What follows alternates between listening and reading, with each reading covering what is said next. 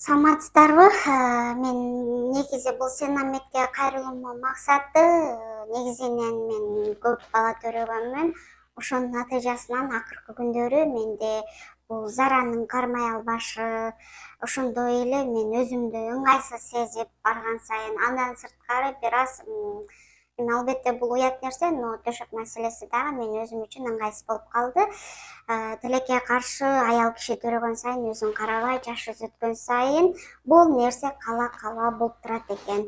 Ошонун себептен мен Сенамет клиникасына атайын адистерге кайрылгам, врач-гинеколог, хирургдарга кайрылганмын. Себеп бул көйгөй бир гана операция жолу менен деди. Ошону эске алып мен бир ай мурун операция жасаттым. Азыр шүгүр Аллахыма, менде бул заранын кармай албашы после операция биринчи эмес, үчүнчү күндөн эле сразу байкалды. Меники главный ушул нерсе болуп аткан экен. Ровно бир ай болду. Азыр өзүмө жакшы сезип турам, себеби бул опушение матка барып бул түрлүү ооруларды, көйгөйлөрдү алып келет экен. Мен ошону эске алып бул операцияны жасаттым. Аябай жакшы жасалды деп ойлойм. Себеп дегенде мен өзүмө после операция үчүнчү күндөн баштап эле жакшы сезип баштадым. Бул жактан эмнеси мага жакты? Бул жактын шарты таза экен, индивидуальный подход деп коет. Ар бир бейтапка ар кандай мамиледе болушат экен. Ар бир адистер келип, сенин көзөмөлүңдөн алып турушат экен, тамагы ичинде экен, кароосу ичинде экен.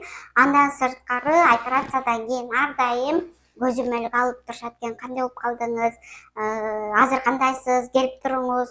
Келгенден кийин деле бир өздөрү көрүп, керектүү маалыматтарын берип, керектүү назначенияларын берип турат экен.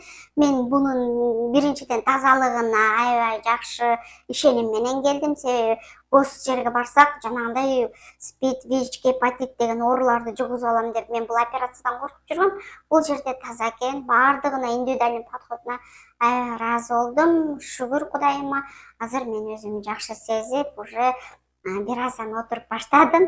Андан сырткары урматтуу айымдар, сиздерге бул сунуш дагы и чакыруу иретинде дагы айтам. Бул аябай жакшы айымдарыбыз биринчиден самооценка деп коет, өзүбүзгө болгон баалуулукту көтөрүлгөн биринчи сезилет экен. Экинчиден бул эмне көйгөй болсо, эмне проблема болсо жүрөгүбүз ток болуп, мындайча айтканда, аялдык сезим менен жашап калат экенбиз. Билбейм, менин жашоомдо ушундай болуп атат. Сиздерге дагы сунуштайм.